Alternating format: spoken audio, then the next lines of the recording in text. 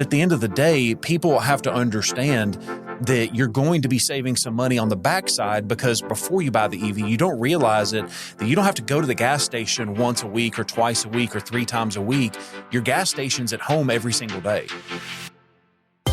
Hello, everyone. Thanks again for joining us for the Drive Electric Alabama podcast, where we plug you in to everything you need to know about EVs in the state of Alabama. Electric vehicles, or EVs, are helping Alabamians go the distance. EVs are more powerful, more practical, and more cost-effective than you think. EVs are also driving our state's economic growth. In these episodes, we're talking to some of the brightest leaders in the industry about everything from infrastructure, that's charging stations, advancements, to benefits and incentives for people like you. This podcast is brought to you by Alabama Power's You're in Charge EV incentive programs. To learn more about these programs, go to alabamapower.com/EV. I'm your host, Cedric Daniels, and EVs have been a big part of my work and personal life for decades. I'm the former Chief Strategy Officer for a Birmingham-based company called Streamline, involved with program management and consultation for clean transportation. Before that, I worked as the electric vehicle marketing manager at Alabama Power Company.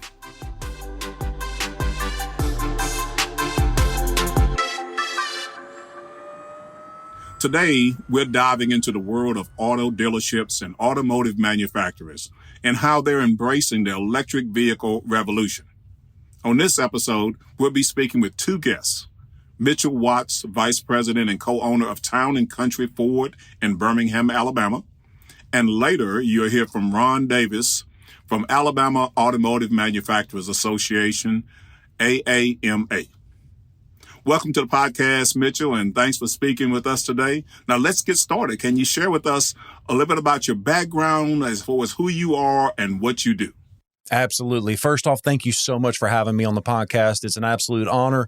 But yeah, we are a Ford dealership. We've got 2 locations in Bessemer and Pell City, Alabama, and we're really proud of it. We're really proud of the focus that Ford has had on electric vehicles, the technology that can trickle into everything when it comes to automotive. But getting back to me and the dealership, I've actually been here since 1999, since we started, and worked in just about every department here at the dealership. And as you mentioned, I'm vice president, co-owner right now. And really at the end of the day, I love what I do because I get to help people drive a vehicle that they've always dreamed of having. And it's been a lot of fun. I really, really do love it. Well, thanks for the passion, Mitchell. Sounds like Town & Country keeps you busy. And as the demand for EVs continues to surge, traditional auto dealers are faced with a pivotal question, and that is, how do they adapt to this shift in the market? So, Mitchell, what has Town & Country been doing to make the transition to EVs such a success? That's a great question. We do a couple of different things, but we also realize that EVs are great for a lot of people, but it's just a different technology, a different fuel to get the job done. And so what we've done a couple of things. We've, number one, invested millions of dollars in some EV charging infrastructure, because we've realized that the biggest barrier to entry, people think that, if I have an EV, I'm going to have range anxiety. And that's not at all the case. Most of the case, and by the way, if you don't know, I owned an F-150 Lightning for the better part of 18 months, drove it about 22,000 miles, and I loved it. Never had range anxiety, but I had charger anxiety. And so that is one of the things that Ford Motor Company has asked us to do, and we gladly jumped into, was to help increase that charging network. And so we're actually in the process currently right now of installing, I think it's 4 different 160 kW level 3 fast chargers at both of our locations. And so that way, whether you're coming from Tuscaloosa and going back to Birmingham, hey, you can stop here and get a fast charge right next to the Starbucks. Whether you're coming from Atlanta and coming back to Birmingham, our Pell City location, both of them are right there off the interstate. So we believe in jumping in and investing with all of the different charging infrastructures. To us, that's the number one thing. The other thing is just making sure that people have an opportunity to drive them. Because I can't tell you how many people are like, I don't know if I want an EV. And then they drive and they say, holy crap, that's fun. Because it's so much faster, so much more torque. So yeah, that's a couple of the things that we're doing. So, Mitchell, Town and Country is definitely pushing EVs towards success. Are there some challenges, though, besides range anxiety, as well as opportunities in the EV market for Town and Country and in general for customers to consider? Yeah, there's a couple of different barriers to entry. The cost is being one of them. But what I like about Ford Motor Company is they're looking at the sales on a constant basis. And they're saying, hey, if the sales of these vehicles slow down, we'll add some incentives or some special interest rates to help us get that barrier of entry down lower. The overall cost of the battery packs can be a little, but at the end of the day, people have to understand that you're going to be saving some money on the backside, because when you buy an EV or before you buy the EV, you don't realize it, that you don't have to go to the gas station once a week or twice a week or 3 times a week. Your gas station's at home every single day. I know that when I had my EV with Alabama Power, there was an EV Night Rider. And so I was able to get lower reduced electricity costs from certain time to certain time. And I don't know if everybody qualifies for that, but I know I did. And so it reduces the cost of charging that vehicle on a daily basis. And the other beautiful thing is you wake up with a full tank. And I say that in air quotes. You wake up with a full tank of gas every single day. So some great opportunities for EVs.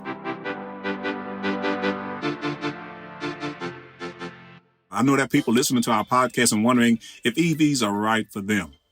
So what questions do customers typically ask you about EVs, and are there any questions or statements that keep coming up?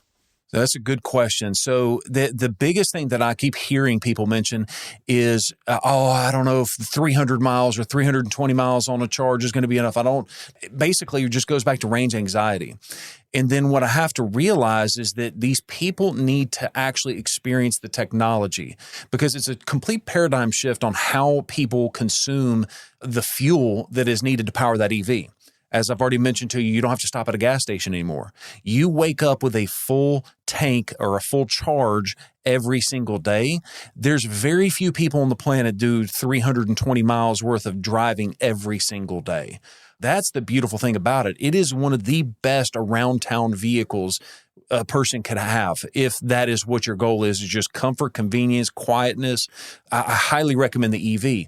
It's not for everybody. If I'm an over-the-road truck driver, that may not be something for you. If you're pulling a heavy load 500 miles a day, that's not you.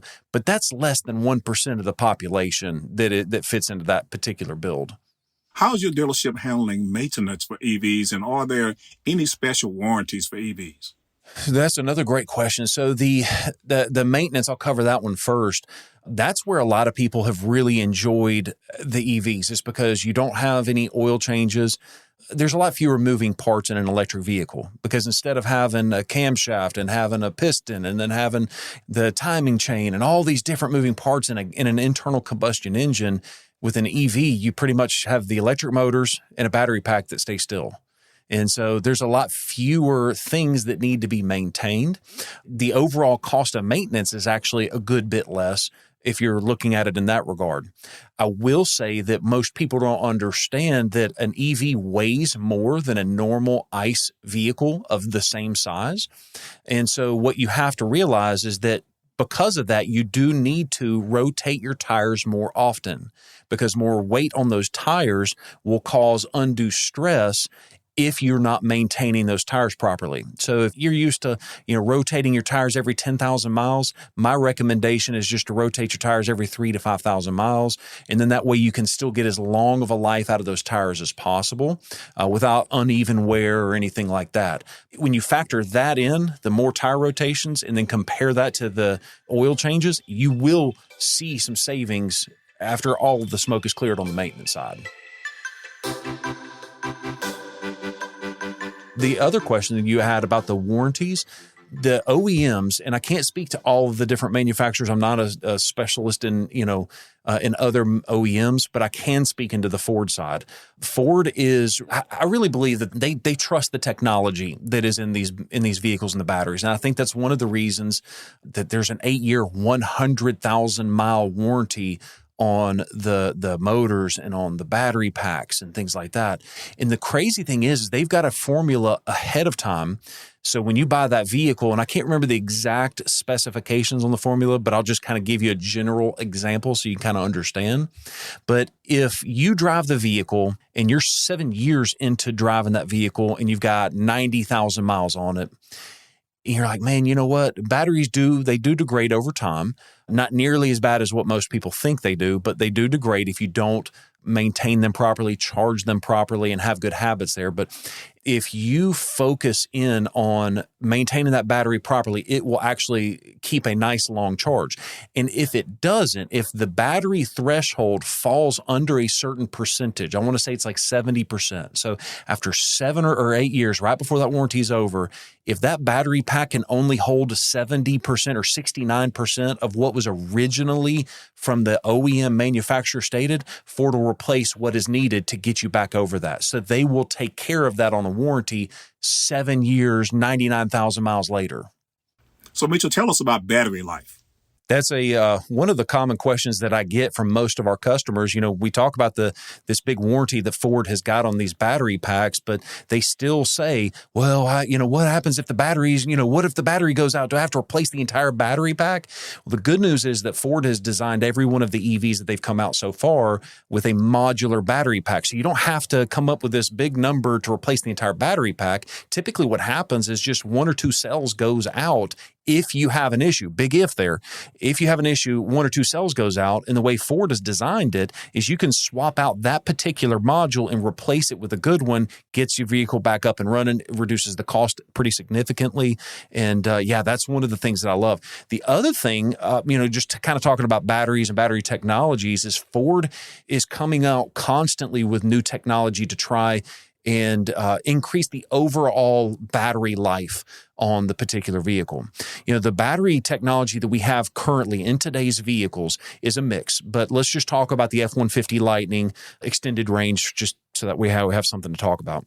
That particular battery pack does 320 miles on a single charge, and that battery pack is actually rated for 1,000 charge cycles. And so if you do that math, that's well over 300,000 miles of driving on a single battery pack. That's what it's rated for. And so, most people, I would argue, they trade their vehicle long before they ever get to 300,000 miles. And so I don't think you're going to have that big of an issue with battery longevity.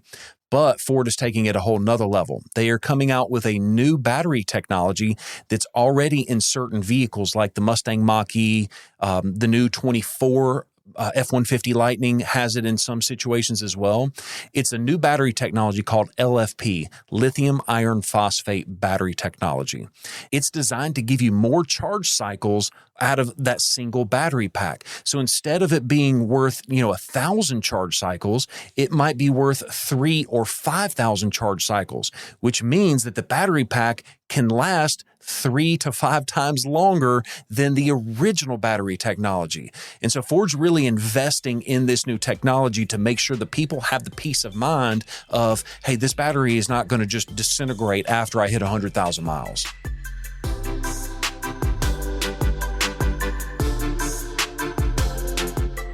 So Mitchell, you talked about EV pricing as a challenge. Can you share some more with us about the cost of ownership that someone needs to consider? And can you consider with that rebates and other types of incentives that might also assist them in that cost of ownership? Yeah, that's a great question. So there's a lot of different variables there, and so I'll try and address them one at a time so that way I don't get confused. But we'll start with the rebates and the cost of ownership on the front end first. So right now, Ford Motor Company has just dropped an extra $12,500 in rebates on specific F-150 Lightnings, which is the EV version of the F-150. Keep in mind that's on specific ones, and you need to see your dealer if you're wanting an exact price quote because there are some limitations there. But the fact that they're coming out that strong with the incentive It's pretty impressive. And then, depending on which other vehicle you get, you also could potentially qualify for a federal tax incentive of up to $7,500. And so when you combine all of those different things, it really does get the price of those EVs back in line. We've been dealing with a lot of inflation here recently, and I think that the Ford Motor Company has kind of identified that, and they are doing everything that they can to make sure that everybody has an opportunity to drive one of these vehicles on the front end. But going back to what you talked about on the long-term cost of ownership, there's a couple of great examples and great calculators out there. One that kind of rings in my head, actually two of them, fueleconomy.gov. That is a website that I've looked at a couple of different times, and you can actually plug in, okay, I'm interested in buying an F-150 gas burner, and I'm interested in buying an F-150 EV, the Lightning. And what you can do is you can actually plug in your specific scenarios. I plan on driving, 20,000 miles a year. I plan on doing 60% in the city. And you plug it all in, and it will actually tell you the cost difference between operating that gas versus the EV side.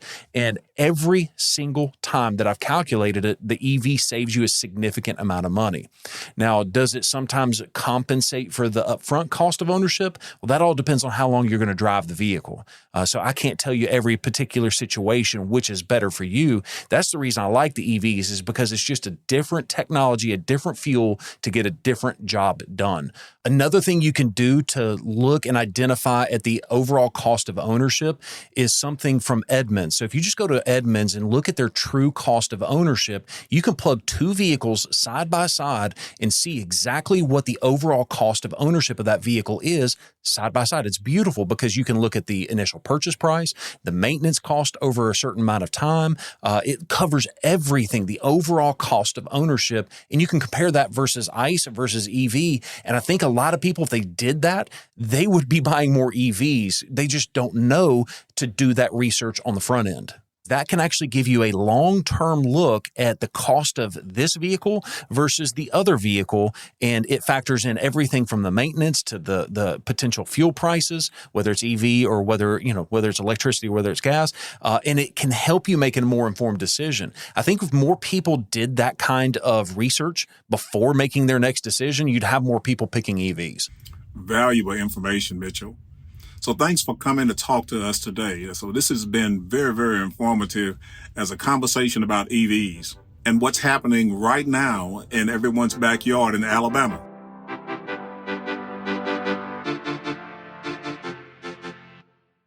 So Mitchell, are there any key takeaways, gems, or nuggets that you'd like to leave with our listeners? Don't knock it till you try it. Because I will tell you that when the F-150 Lightning came out, I made a pact with myself. I said, okay, Ford's going to be spending, I think it was like $35 billion with a B on EV vehicles over the course of a certain period of time. Now, I think that number has shifted or changed or what have you. But the fact that they were even willing to throw out such a big number tells me that they see a future in an EV vehicle. And so I said, okay, well, they're coming out with this F-150 Lightning. They're spending a lot of money on that and other products for EVs.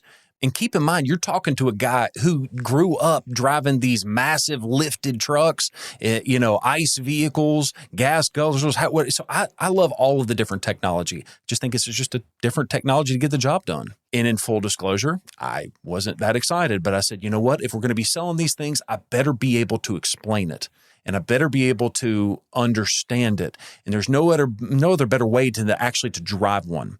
And so basically against my will, I ended up buying an F-150 Lightning. Drove it for, like I said, about 18 months and roughly 22,000 miles. And I loved it. It was one of the best vehicles I've ever had for around town driving. And I've driven a lot of different vehicles and all different kind of fuel types. And so what I'm trying to say here is if you think you may or may not be a proponent of EVs, you need to try it before you knock it. I see so many people that get their politics in the way, but way before they've ever tried to actually try the technology. And so from somebody who loves all cars, regardless of how they're fueled, EVs have got a place in our future. So audience, Mitchell Watts, with Town and Country Ford in Birmingham, Alabama. So thanks a whole lot, Mitchell. Man, talking with us today has been incredible, great and valuable information. Quick break here to say that Drive Electric Alabama podcast is brought to you by Alabama Power Company's Home Charging Rebate Program. You can get $500, that's $500 when you purchase and install a level 2 charger in your home. If you want to know more, check the show notes or go to alabamapower.com/EV. Okay, back to the show.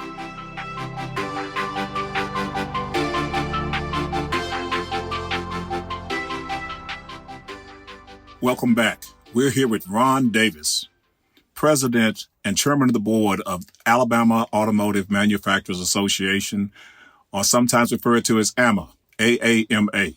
So, Ron, how are you today? I'm great, thank you. Oh, great. I'm glad you're here.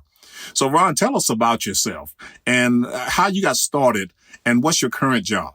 I got started when I was 17 years old as a high school co-op student with General Motors in the automotive industry, and then progressed from there to various jobs in the industry.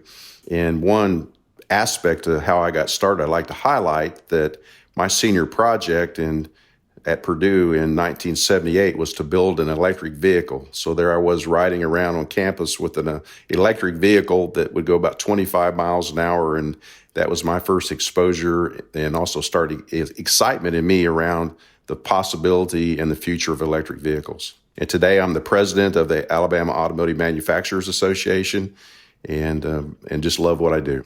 So, Ron, I'm very familiar with AAMA, or Alabama Automotive Manufacturers Association, but could you tell our audience about your organization and what's the mission and objective of your organization? We were formed back in 2001 to provide a forum for interaction among the automotive OEMs and the suppliers. If you think about the state of Alabama, we have German, Japanese, Korean, American, Southern American. So we have a lot of different cultures in Alabama, and the leaders in our state, the auto leaders plus governmental leaders, saw the need to have an organization that would bring those entities together for collaboration and problems resolution. So AAMA, we provide a forum for collaboration, and we provide an opportunity to connect the dots, connect these suppliers and OEMs to resources that help them solve problems. Our mission is to provide continuous education, improvement, and growth of the automotive manufacturing industry in Alabama. Man, that's interesting and fascinating. So it seems like AAMA and you have a big impact in this field. So how do you work with suppliers and original equipment manufacturers or OEMs? We do it in many different ways. One of the things I'd like to highlight is our board of directors is made up of the right people to work together to identify top issues and work together collaboratively as a team to solve those. We have the community college system, the Department of Commerce, AIDT, ATN, our two main universities in the state. Burr Foreman is a law firm. We have EDPA. We have Honda. All of our OEMs, I won't list them all, Mercedes, Navistar, have suppliers like Stamp Products. Those are our board of directors, which means then we have the right strength within our board of directors to identify problems and come together as a team. So to work together, we do conferences, we do seminars, we do events, and we do an executive roundtable process where we bring these suppliers and the OEMs together along with leaders in our state to identify problems and put together action plans to solve those problems. Man, that's a lot of great work. So tell us more about the opportunities and challenges that you identified for OEMs and suppliers, and tell us how you're especially able to bring so many of these groups together. I think what I see is some of the challenges. It's in the world we're in today as we transition to electric vehicles. I think the challenge for the suppliers and the OEMs is adapting. We need to adapt and plan for our future as we transition to electric vehicles. We need to also adapt and change how we do things relative to the new workforce. So adapting to the transition of electric vehicles, I think, is one of the big challenges, and then adapting and changing to engage the current workforce is another challenge. Then we address those issues and opportunities by different events that we do. And I'd like to highlight some of those events. In 2023, we did a Southern Automotive Quality Summit in partnership with Hyundai to identify quality best practices to help our industry. In June, we did a Industry 4.0 workshop in partnership with Auburn to help communicate and educate around the principles of 4.0. In September, we did a supplier diversity conference to really highlight the benefits of diversity in our workplace. And then in November, we did an annual appreciation dinner to recognize and promote the industry. And in parallel to that, we do executive roundtables that brings folks together to solve issues. If we look now to this calendar year, we just concluded in February a Smart Technology for Smarter Manufacturing that's highlighting technologies that can help manufacturers do a better job in their environment. And we had selected technology companies present their technology to our attendees. We had a great event. We have our Southern Automotive Quality Summit at the Barber Sports Museum. That's in partnership with Honda. Honda is a tremendously strong player in helping plan that event. And then we have our Drive Electric EV Summit coming up in August that we're very, very excited about. Then our annual appreciation dinner that will be sometime in November. And again, in parallel to that, we do our executive roundtables to highlight challenges and opportunities and action plans to make our state stronger. Great activities, Ron. So let's go back, though, to the past just a bit. And we're going to go back to 2022. And AMA had an EV summit. And what were the outcomes and successes of that summit in 2022? Well, I'm glad you're asking about that. That was a fantastic event. I'll tell you a little bit about how it went and then the outcomes that I'll speak to after. And I'll do that pretty quickly here. But we had opening remarks by our governor. Our governor really stressed the importance of electric vehicles to the state and that the state of Alabama is there as a strong player. In months after the event, we heard quotations from Governor Ivey being played back again. We then had a panel that talked about the EV initiatives for the state of Alabama. We had the Department of Commerce, our ADECA director, Director Boswell, Mike Oatridge from AMP, and I won't list them all, but those kind of folks on that panel to really talk about where is Alabama going and what are some of our key initiatives. We talked about charging technology. We talked about charging technology in the power grid. We had an OEM panel talk about how the OEMs in the state of Alabama are transitioning to electric vehicles in their specific plants. We had a supplier panel where suppliers talked about their role as we transition to electric vehicles. And then we wrapped it up with Michael Staley from the Clean Fuels Coalition talking about grant writing and opportunities to bring in money to help put charging stations in place and support our industry. So that's what we did. And I think what we accomplished is, one, we had strong attendance. We had over 500 people there. We had exhibitors to display different aspects of electric vehicles, charging stations, vehicles that are electrified, and then the networking. So what did we accomplish? We did a lot of education, you might say, toward electric vehicles. We highlighted electric vehicles in the state of Alabama, and we brought people together to collaborate and increase our overall understanding of where we are in this process of transitioning to electric vehicles. That was a great event. I was fortunate enough to be an attendee, so thank you for hosting that.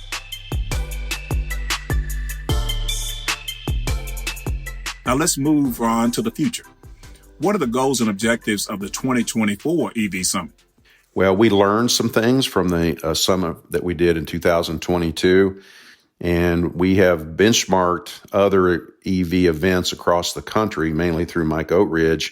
And we said, how do we put together the most informative, most impactful EV summit that we can here in the state of Alabama? And so what we're going to do this year, it's August the 14th through the 15th. We intend to have our governor there to do her kickoff and opening comments. We're then going to talk about existing industry transition challenges and opportunities. We know not everything is totally rosy, that sales of electric vehicles may be a little slower than some may have thought. So we're going to talk about just where are we in this transition? What are the opportunities? We're going to talk about overcoming range anxiety through infrastructure growth. Some people may be a little reluctant to buy an EV because they're worried about just how far can I get between charging stations? How many miles can I go in my car? We're going to talk about that in a panel. We're going to then talk about the Alabama strategy for battery manufacturing and economic development. We see producing batteries in the state of Alabama as a major economic opportunity for our state. We're going to talk then about commercial vehicles going to EV. You see all these trucks on the road and buses. What's the plan? What's happening to move those toward electric vehicles? We're going to then talk about our EV workforce needs. When you think about EV with batteries and some of the safety aspects of maybe fires and things that could occur, and the technology and charging stations, and what's it take to put one in, what's it take to repair one, we're going to talk about EV workforce needs in a very capable panel. Then we're going to wrap up with generational opportunities for Alabama to talk about what are the opportunities for the state of Alabama relative to electric vehicles? What kind of job opportunities? What kind of economic development and opportunities? We'll have Secretary McNair as a part of that discussion to share her thoughts for the state of Alabama. Then another big part of what we will do in that event, we have the exhibitors there displaying all the types of things that connect into it, EVs, cars and buses and trucks and charging stations, and it'll be quite interesting. And then networking. Networking is huge. We take networking breaks, and you'll see the OEM folks walking around, talking to people, the charging people, Michael Staley walking around as we talk about infrastructure, Alabama Power there in the mix that are just like you were before. It's going to be a great opportunity to heighten awareness and understanding of electric vehicles in the state of Alabama. And I tell you, I'm excited for this event. It sounds exciting. It's now time for a segment where we separate fact from fiction when it comes to EVs. This is brought to you by the Alabama Clean Fuels Coalition. The myth out there is that EVs are only for short trips. But the truth is, if you're looking to take a longer road trip, the average new EV can travel nearly 300 miles on a full charge. And when you do need to recharge, there are over 1,100 level 2 or DC fast charging plugs in retail parking lots, hotels, and parking garages right now. So that means that EV drivers can take long trips. All right, let's go back to the conversation. Ron Davis, President and Chairman of the Board of the Alabama Automotive Manufacturers Association. Ron, thank you very much for your time today. At the end of each interview, we like to have key takeaways. So, Ron, what are the main points that you'd like our listeners to know about this conversation? I'd like to let our listeners know that Alabama is at the table for the transition to electric vehicles. We're going to be a big player in that. We are a player, and stay tuned. And my closing thought would be is that Alabama works together as a team like we don't see in other states. Automotive News has talked to us about, my goodness, how you work together in the state of Alabama. I don't see that in other places. We have all these entities coming together in our state as a team. And I think that gives us a real heads up on what we can accomplish in this state as a team. We have Alabama Power, Department of Commerce, all the OEMs, the suppliers, the educational system. I can go on and on and on. We all come together collaborative as a team. And I'm so proud to be in Alabama and be a part of that teamwork. Ron, thank you again for joining us. It's been an interesting and knowledgeable episode to learn about auto dealers and auto manufacturers and how EVs are changing the car industry.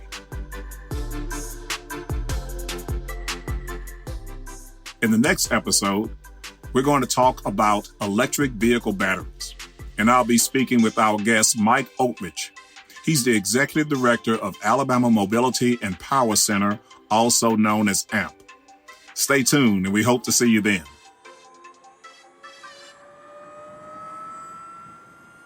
The Drive Electric Alabama podcast is brought to you by Alabama Power's You're in Charge EV programs, as well as the Alabama Clean Fuels Coalition.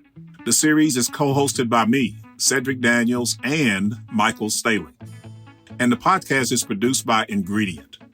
For more information, you can always check the show notes or go to alabamapower.com/EV. Thanks for listening.